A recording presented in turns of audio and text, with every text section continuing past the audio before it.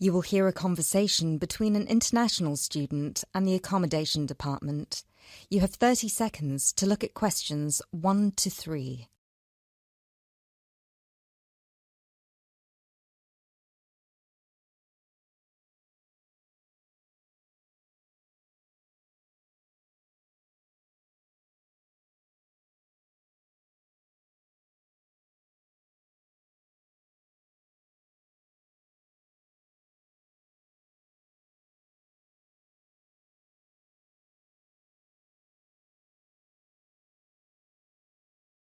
Hello, accommodation department. How can I help you? Do you look after accommodation for international students? Yes, we look after accommodation for all the students. Good. I hope you can help me then. I've only just been accepted onto a postgraduate course, and I want to know if there is any accommodation available from this September. I know it's very short notice. Yes, it is rather late, but I'm sure we'll be able to find you something. First of all, can you give me your name and student number so that I can find you on the system? Sure. My name is Maria Teresa Gonzalez. Maria Teresa Gonzalez. How do you spell that? Gonzalez.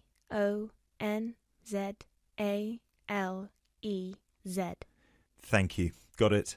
And your student number, please?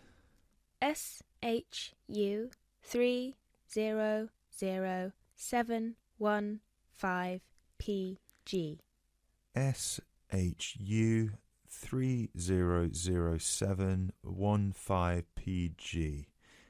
Ah, here you are. Department of Modern Languages. Yes, that's me.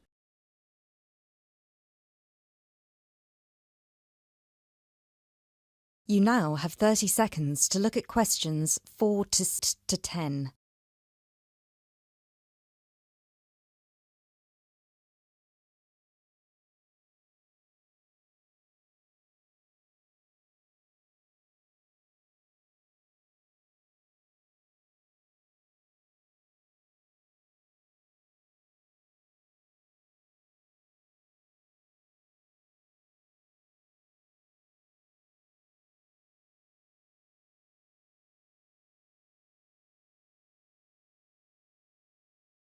Okay, now there are several options for postgraduate students.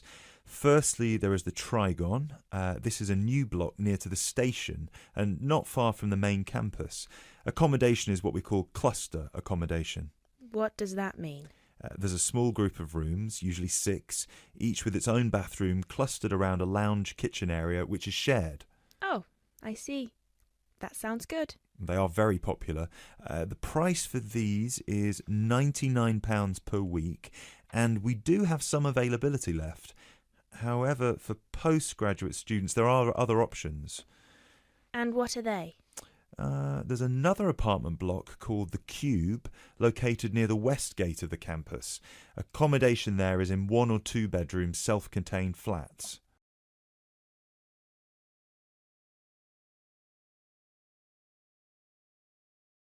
So, the cube is self-contained? How does that work? Well, basically, they're just like ordinary apartments. Each apartment has 1 or 2 study bedrooms with ensuite bathroom, a lounge and a kitchen. And what is the price of those? For the 1 bedroom, it is £180 per week, and for the 2 bedroom, it is £110 per week for each person. And can I choose who I share with? If you have a friend and you would like to share with them, of course, we can reserve a 2-bedroom apartment for you both. Otherwise, you just have to share with whoever else is there. Obviously, it will be another woman. I will have to think about this. Do I have to make a decision now? No, but we don't have much accommodation left, so I can't guarantee that there will still be availability if you leave it too long. Yes, that's fair. I have a friend in the management department who might like to share. I will speak with her and get back to you this afternoon. Okay, fine. Do let us know as soon as you can. I will do. Thanks for all your help. My pleasure. Bye. Bye.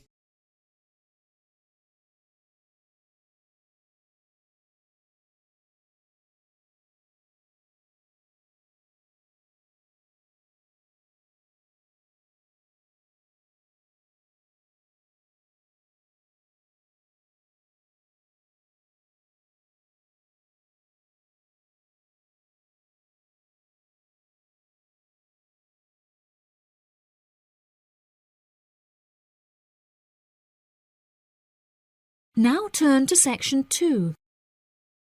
Section 2. You will hear part of a talk about an Australian wild zoo given by a tour guide. First, you have some time to look at questions 11 to 15.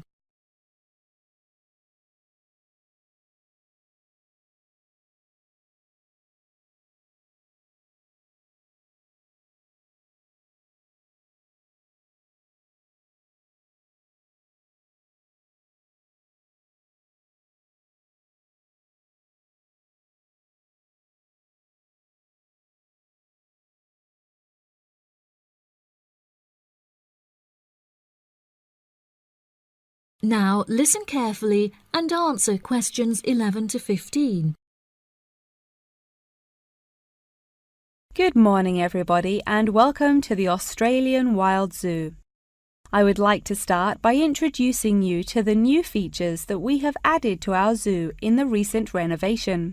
Being the only zoo in the area, we receive thousands of visitors a year. We found that this huge footfall was too demanding for the facilities that we were able to provide, and so we decided to expand ourselves in order to give every visitor a brilliant and exciting experience. We initially intended to build a new dog walking area. However, we felt that the zoo should cater only to exotic animals. During our previous renovation, we expanded the exhibition centre, and so we felt that this time the zoo would benefit most from introducing a new batch of animals, so visitors can now see a whole range of new additions at the Australian Wild Zoo, including lions and bears. With this huge improvement to our facilities, we also found it necessary to change our regulations, which we put into action in June. We now allow visitors access to the zoo during weekdays, and as some of our newly added animals are nocturnal, guests may also now visit the animals late at night. Unfortunately, some visitors had started feeding the animals during these late-night viewing times, which disrupted their feeding pattern, and as a result, we had to ban food in the viewing areas. One of our most exciting additions to the zoo is our native kangaroo, who we have named Frisbee. For a fee of just $5, visitors can have their photo taken with him and have it printed onto a selection of items such as keyrings and mugs. At first, visitors were also allowed to feed Frisbee items that we provided, such as carrots and leaves. However, some guests started feeding him hamburgers and chips, so we were forced to forbid visitors from feeding him. As kangaroos are such calm animals, Frisbee isn't disturbed by the noises and shouting of visitors at the zoo, which has helped him to settle in at his new home very quickly. The pie dog zone has been permanently closed throughout the winter period to allow the dogs to hibernate as they would in their natural habitat. We were very excited to be reopening the zone.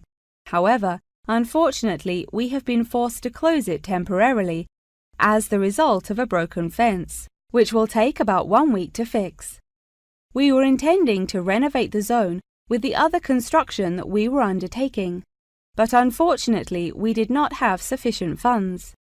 We understand that this temporary closure may disappoint our visitors, and so we have decided to offer a discounted price on our tickets for the next week. If you ask at the reception desk, they will happily direct you to the photo shop where you can purchase the ticket. The ticket will also entitle you to a 10% discount off any item in our gift shop, where we sell a range of items including postcards and fluffy toys. Before you hear the rest of the talk, you have some time to look at questions 16 to 20.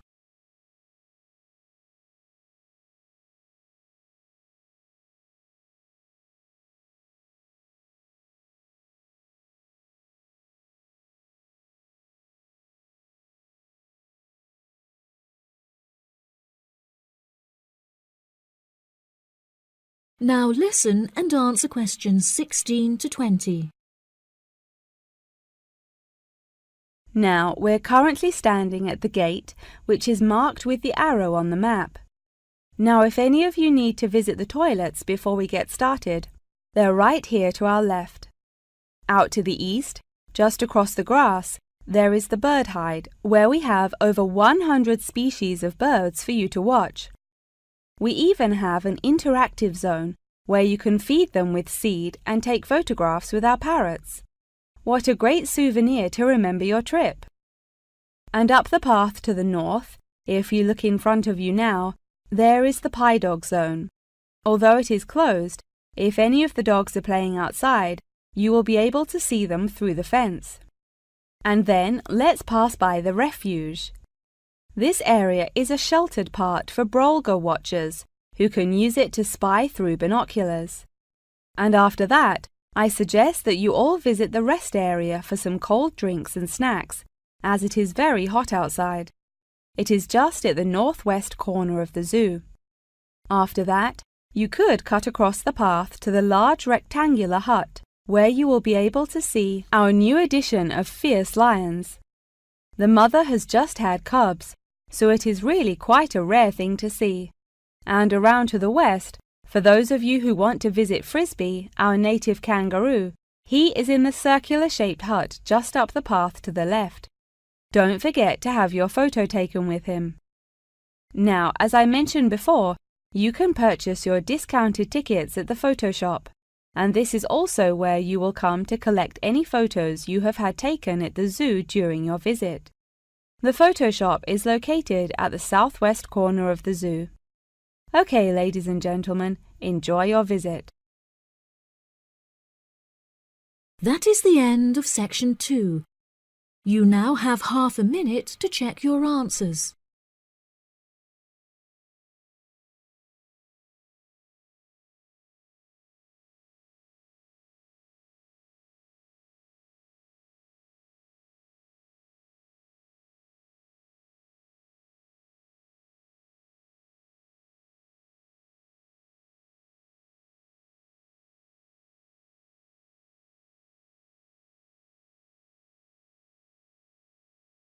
Now turn to section 3. Section 3. You will hear two students called Jane and Mark talking to their tutor about the project assignments for their senior thesis. First, you have some time to look at questions 21 to 23.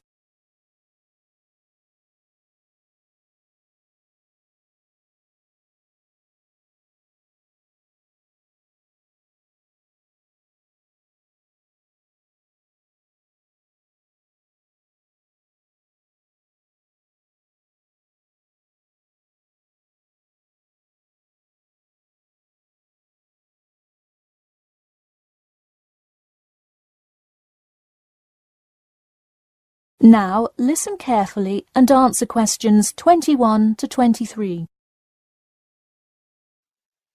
So, you were both given your project assignments for your senior thesis today, right? Yes, and we already have to submit our topics next week. But how could they give us a grade this soon? No, next week's due date will not be counted towards your final grade. The teachers are just going to read your topic and give you feedback.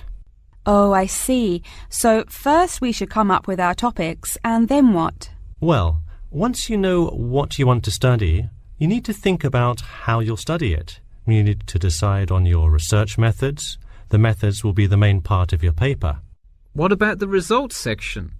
Well, I can give you feedback on that, but you will be the one carrying out an experiment, and thus will have to produce the results on your own. What I would like to do today is practice writing research papers before you even begin your report. I'll give you samples of old data from past experience, and you can practice writing results and drawing conclusions. I think that would be really helpful. Yeah, it sounds like a lot of extra work, but I'm sure it would make our actual project easier. You're exactly right. So let's get started. First, let's try this simple experiment on fruit flies. Read the information and then take 25 minutes to summarize a results and conclusion section. That's really important. Pay attention to the time limit. Okay, does it still have to be 6,000 words? No, don't worry about that. What if we get off topic? I wouldn't worry too much. You'll have so much information to write about that it should be easy to stay on topic. Before you hear the rest of the talk, you have some time to look at questions 24 to 30.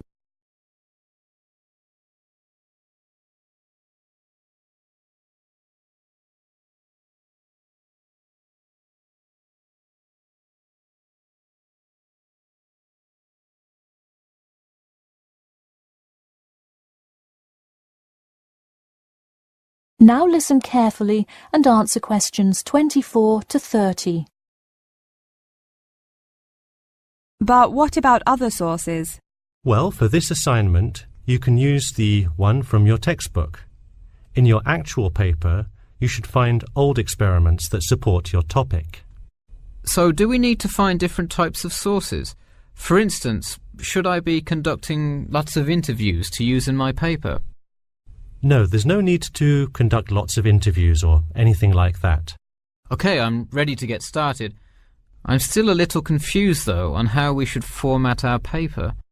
Don't worry about it for now, but on your final paper, make sure to pay attention to the format. It should follow the guidelines exactly.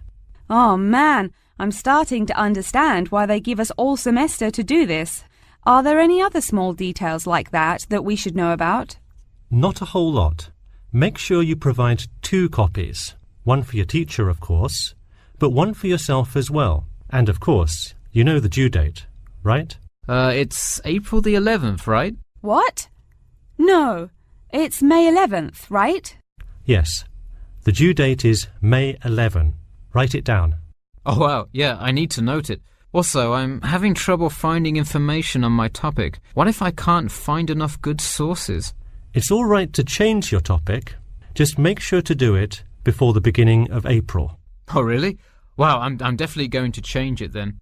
Just make sure to write a note to your teacher letting him or her know. OK, so getting back to writing this sample paper, where do we start? Should I just explain the experiment and what happened? Well, you need to start with your hypothesis. What do you think will happen? And then describe your procedure. Then you can write up the results and your conclusions. Oh boy, I don't know if I can handle any more instructions. That is the end of section 3. You now have half a minute to check your answers.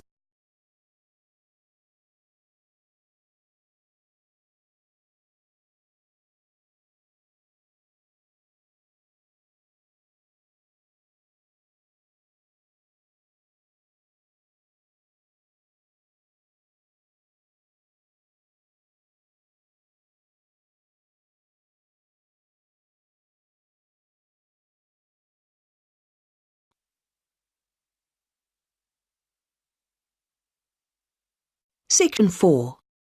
You will hear part of a lecture about balloons and airships. First, you have some time to look at questions 31 to 40.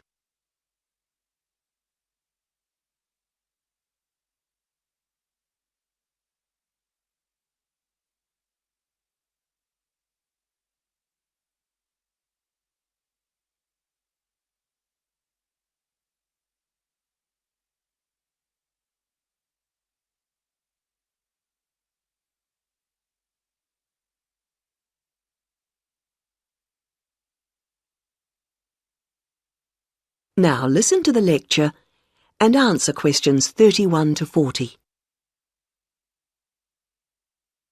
Now, balloons and airships are worth consideration because while on the one hand they represent humans' first successes at air flight, after centuries of less than successful theory and experimentation, they also, on the other hand, continue to be used today. We may have appeared to have moved on to jet planes and space rockets, but you can still see these more primitive flyers in the skies. OK, gas balloons first.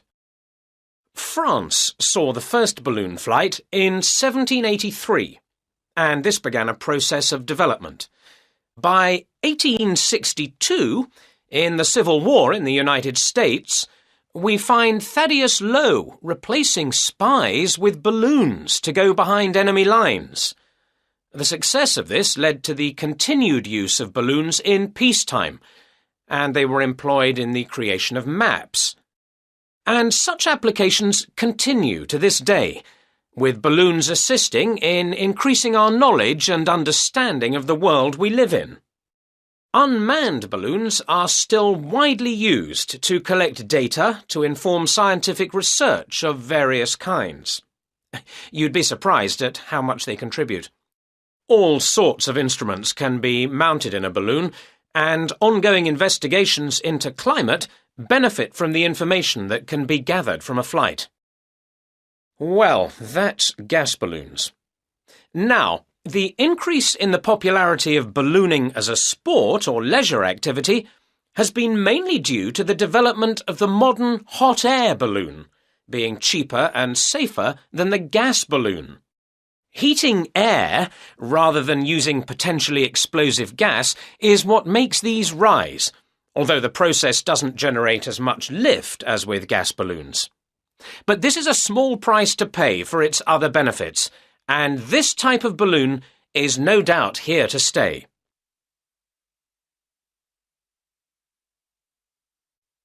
Airships are also fairly old in their origins.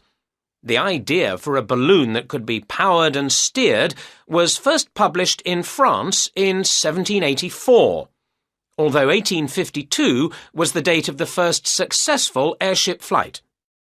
The first airships, like the first aircraft, didn't provide any weather protection for their crew, so it must have been rather uncomfortable up there. But designs continued to develop in sophistication. It was realised that the ships would drift about if they weren't strengthened, and that to work effectively, they would have to have a framework. Once design started incorporating this, flights became longer and more reliable. Airships were deployed for various uses in the First World War, and once peace returned, designers began to turn their attention to ambitious plans for regular intercontinental flights. However, in the 1930s, this program more or less came to an end. For one thing, the speed and popularity of airliners meant that the airship appeared superseded. They just couldn't compete. And as if that weren't enough in itself, another factor in the decline of the airship was an alarming number of crashes, and this, of course, put people off. Nevertheless, several countries have continued to build smaller airships for various uses, such as naval observation or publicity purposes. In fact, their popularity seems set for a slight revival, and in the past few years there has been renewed attention paid to the possibility of using them to transport cargo. Who knows? Maybe the 21st century will be the age of the airship. Now, if you look at your handouts, you'll see that I've included some information. That is the end of section 4. You now have half a minute to check your answers.